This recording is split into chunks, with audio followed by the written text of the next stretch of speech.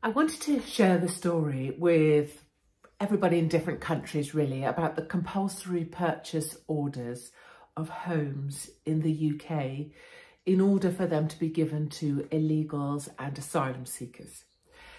You'll forgive me if you're British and you already know this story because we're kind of starting to hear about it.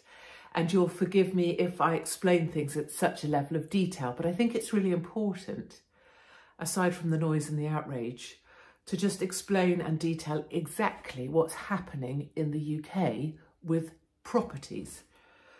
So homes in the UK that can be labelled derelict for any reason. Somebody in authority in a council decides that a property is derelict, you can then be given a compulsory purchase order from the local council who will purchase that home because it is considered, unhelpful to the local environment if there's properties that are lying derelict or unkept. And I'm just reading that from Northamptonshire Council's actual letter. It's their own letter I have here. And of course, many of us rational and reasonable people would agree with that. I wouldn't want to live next to an empty property. You'd much rather it had a little family in it or somebody in it looking after it, wouldn't you? But let's go on 20, 30 years from when maybe that was first thought about or first put into legislation. Now we're at the point where councils in the UK are using compulsory purchase orders in order to force British people out of their homes and replace them with approved asylum seekers, or as I would say in my terminology, illegals. The example that I'm just going to take us through is the example that some British people will already be aware of. A lovely man and a lady aged 76 and 78 who received a letter through their door of their home from Northamptonshire Council. I have the letter. Empty Properties and Sites Initiative. And it goes through and explains to them how it's unhelpful if there's a derelict or empty property. It's better for the neighbourhood and communities if these properties are purchased and have people living in them. But there's a really key paragraph where at present we are seeing a considerable increase in, get this, positive immigration decisions being made in favour of asylum seekers. I mean, that is such a loaded sentence, regardless, because if you were neutral, you would say at present we're seeing an increase in the number of approvals of asylum seeking cases, right? You would document the facts of the things, which is that more and more asylum seekers are being approved because the government just needs to process these people and frankly it doesn't care who it's letting in. And if you want me to detail examples of exactly how that's gone wrong, well, we've had two in the last week, one involving a woman being doused in alkali and virtually dissolving in her own car. Regardless, they're saying it is positive immigration decisions that means there's lots and lots, essentially it's what it's saying here, of young single men, once they're granted refugee status, they're given 28 days to leave home office provided accommodation and apply for benefits, find work and source move on accommodation. Due to this limited time frame and increases in private rents, the council is struggling to source suitable accommodation. And they're saying that the ideal solution would be to provide accommodation by using people's homes. Now, this letter landed on the doorstep of this 76 and 78-year-old lovely British couple. And they'd moved to the area to help look after their grandchild, whatever. And it was actually sent, now the council is saying it was sent in error, that they should never have received it. But there's many layers to this. Let's say it was just an accident. Oh, it was just that. They shouldn't have received the letter. Don't worry about it. But that isn't the story, of course. The truth is that a 76-year-old and 78-year-old man and a woman been in this country their whole life were made to feel, they read this as a letter to them from the council telling them that because their property would be identified as derelict, or could be identified as derelict, it could be the subject of a compulsory purchase order because they needed space to shove these illegals into. And for a full 3 days, until someone did something about this and they were told it was a mistake, they had this letter and believed they might be being forced out of their own home in their own country.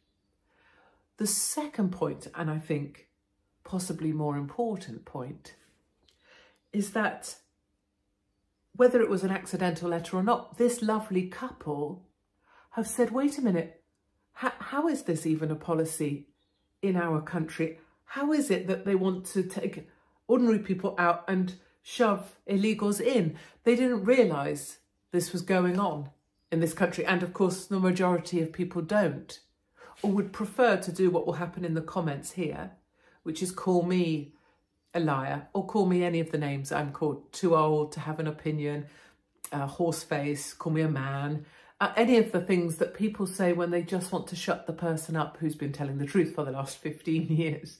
That's not the point. The point is that this lady and gentleman have been shocked because they didn't appreciate that this sort of thing was happening under our very noses. Of course, many of us who are awake have known this all the time. We know that there is only a limited amount of time that people will still own private property. It's why young people can't buy private property. The age of owning private property will be over. You will own nothing. And they mean it. And that timeline is not far away. And then something else as well. It's this timeline idea. That when that legislation that said, look, it's not great to have homes lying empty because it encourages, you know, crime, or it encourages people to ransack those homes, or it's just not as safe or whatever, or it's nice to have people around. When that legislation was made up, it was done for people's good, you know, do no harm, government for the people, by the people, your vote is lending your support to a government, and it will enact policies that should support you, your freedoms, your right to life, your right to liberty if you're American, and your right to pursue happiness. And then in this short period of time, it's now become a way of forcing people out of their homes. So it was about making sure that in your home you were happy and you were safe and your neighbourhood was nice. Within a decade or two, it's become, we can force you out. We can say your home is derelict, or we're going to decide this whole street is derelict and you're all gone. And then if you carry that along, you know, so somewhere else down the line, where it's not going to need to even be derelict, or there won't need to be some imaginary excuse. You won't need to fabricate a cover story. It will just be dictated. This whole cul-de-sac, this whole street, this whole area is gone. It's now asylum seeker accommodation, or it's just bulldozed to the ground. This is coming. And we know it's coming because you can see it in every single thing that's happening, and every single way that homeowners are being forced and screwed out of their homes, mortgages going up, the cost of living going up, people unable to pay their mortgages, forced out of their homes, forced into rental, forced into accommodations that are flexible. They can be pushed and cajoled. It's the carrot and the stick. Squeeze people with the stick, entice them into city centres. And you'll see that for the next, 5 years until we're officially removed from the places in which we live. But regardless, the point is, and I think particularly from an international perspective, and particularly for our lovely American friends, is that this is a real thing here in the UK, where we're much further down a dark path than you are. And we are already seeing the paperwork, whether it was delivered by accident or not, that says an improvement in asylum seeker immigration policy means that more asylum seekers are being taken on, and therefore you have to be forced out of your home. British people will be forced out of their homes with compulsory purchase orders. And if you think I'm imagining this, if our South African friends are listening, and you'll know I've spent a lot of time sleeping on the farms of South Africans, expropriation without compensation. Look to the farmers. There's evidence all around you. Doesn't even have to be a compulsory purchase order. If you're a South African farmer, expropriation without compensation, that's a lot of syllables that says we're stealing your land, your home, your everything, your grandfather's land. And for farmers, expropriation of farmland. We're stealing your livelihoods, the livelihood that your father left you and the future you hoped for your children. It's already here. It's already all around us. So to my critics, you can rubbish me and call me names all you want. But as with so many things over the last 15 years, it gives me no pleasure to see that history is now moving so fast that you get proven to be right every single day. So beware. Enjoy. If you own your own home, please know you're probably one of the last generations of normal, ordinary people who will be allowed to do that. In future, only the landed old wealth will have such a privilege.